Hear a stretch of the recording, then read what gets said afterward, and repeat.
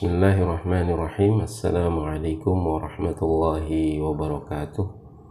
Alhamdulillahi rabbil alamin. Assalatu wassalamu ala sayyidina wa maulana Muhammadin wa ala alihi wa ashabihi ajma'in. Amma ba'd. Pemirsa Abaziyat Familis, kita berjumpa lagi di dalam pelajaran bahasa Arab kita.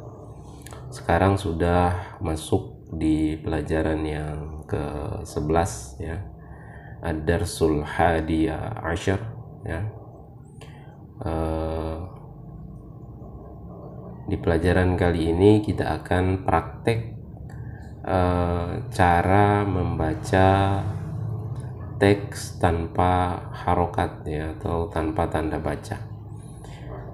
Nah, di dalam membaca teks yang tidak memiliki tanda, atau dengan kata lain sering dibilang teks yang gundul ya,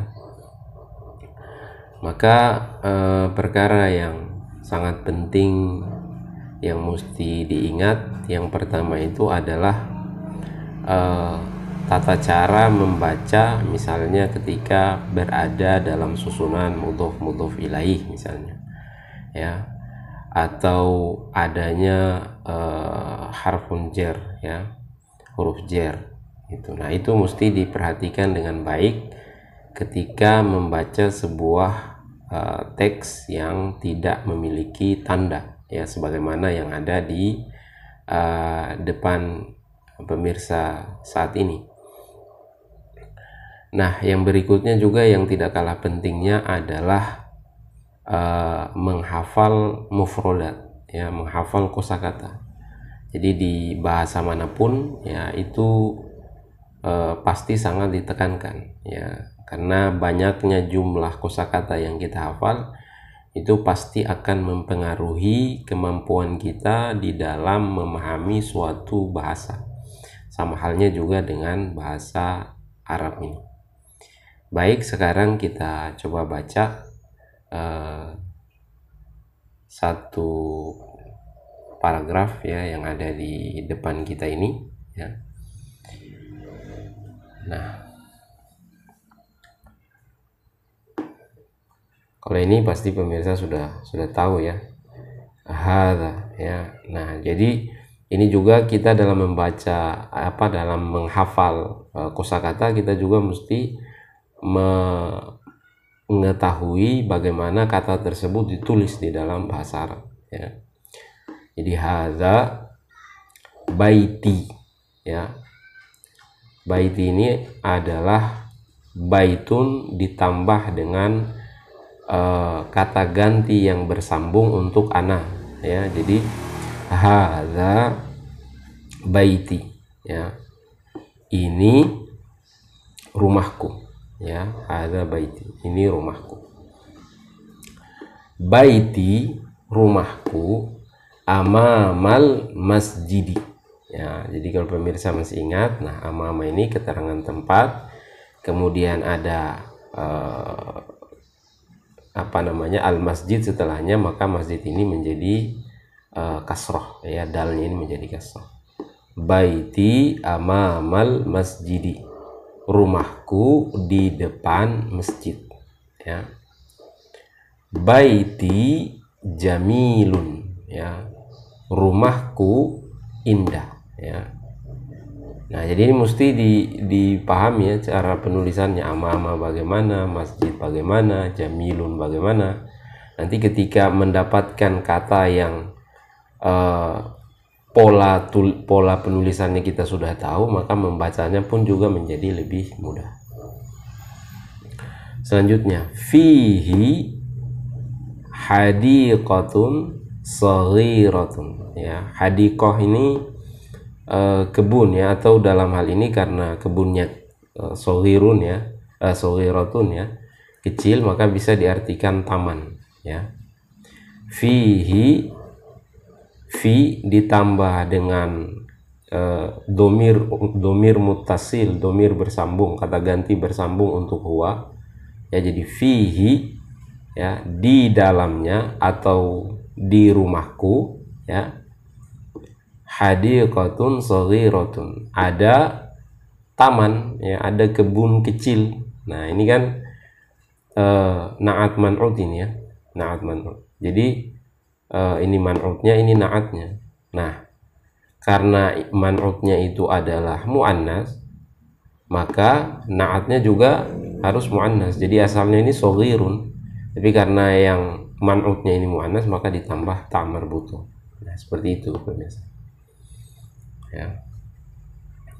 Selanjutnya, hadhihi ghurfati, ya, ini kamarku, ya. Asalnya ini ghurfatun, ya, karena dapat lagi tambahan kata ganti yang bersambung untuk anak, jadi ghurfati. Hadhihi ghurfati, ini kamarku.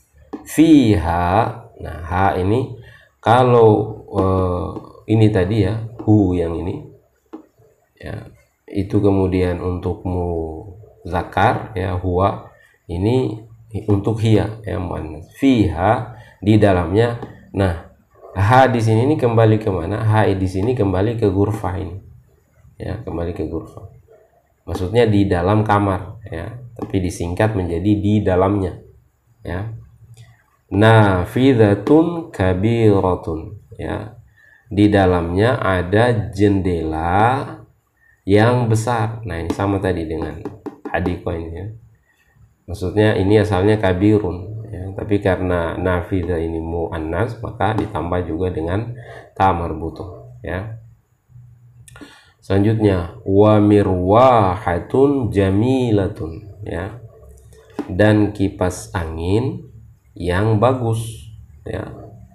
Nah, ini juga sama. Mirwaha ini karena mu'annas, maka jamilun ditambahkan ta' marbutoh juga. Jadi jamilatun, wa mirwahatun jamilatun, dan kipas angin yang bagus. Hadza sariri, ya, ini sariri, tempat tidurku, ya. Sariri asalnya sarirun, ya, tapi sama tadi mendapatkan kata ganti bersambung untuk ana, ya, jadi ya sukun, ya, seperti itu.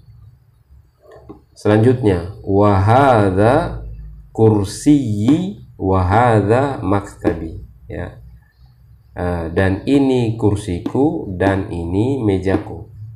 Jadi penggunaan waw itu di dalam bahasa Arab itu bisa diulang-ulang, ya, pemirsa. Jadi ini ada dan, ini juga dan, ya. Jadi dannya bisa double. Yang mana hal ini tidak lazim kita temukan di dalam bahasa Indonesia. Sa'ati wa qalami wa kitabi 'alal maktabi. Nah, ini juga, ya. Jadi penggunaan wawnya itu berulang-ulang. Jamku, ya, dan penaku dan bukuku 'alal maktabi. Nah, di sini kita bisa lihat, ya, maktab ini menjadi kasrah, ba-nya ini huruf terakhirnya itu karena ada huruf jar ini, ala, ya, 'alal maktabi, ya. Jadi walaupun tidak bertanda ini kita sudah tahu karena ada petunjuk-petunjuknya di dalam teks ini, ya, seperti itu. Selanjutnya, wa haqibati, dan tasku, ya, tahtal maktabi, ya, ini tahta temannya amama tadi, ya. Tahta ini artinya di bawah, ya, tahtal maktabi, ya, di bawah meja. Nafidatu ghurfati maftuhatun, ya. Nah, di sini ini mudhof ilaih, ya. Jendelanya kamarku, ya. Jadi jendelanya kamarku, ini mudhofnya, ini mudhofun ilaihnya, ya. Nah, nafidatu ghurfati maftuhatun. Nah, ini mudhof ilaih, susunan nafidatu ghurfati ini sekaligus sebagai mubtada, ya. Khobarnya mana? Khobarnya ini maftuhain, ya. Nafidatu ghurfati maftuhatun, jendelanya kamarku terbuka, ya, seperti itu. Jadi kenapa maftuhah? Karena yang dibahas itu adalah nafidah, yang terbuka itu adalah nafidatun, ya, jendela. Baik pemirsa, demikian pembacaan kita atas sebuah paragraf yang tidak memiliki tanda baca. Mungkin bagi yang baru ikut ini kelihatan agak rumit ya, tapi sebenarnya jika pemirsa ikuti dari pelajaran yang pertama sampai sekarang di pelajaran yang ke-11, insya Allah bisa dipahami dengan baik ya. Nah, mungkin karena barusan mengikut di channel ini, baru langsung ketemu dengan pelajaran yang ke-11, pasti akan agak kesulitan. Bisa jadi seperti itu. Baik pemirsa, demikian pelajaran bahasa Arab kita pada kesempatan kali ini. Semoga bermanfaat. Jangan lupa selalu channel YouTube ini di subscribe, di like, tinggalkan komentar, serta bagikan ke yang lain. Hadani Allah wa iyyakum ajma'in. Wassalamualaikum warahmatullahi wabarakatuh.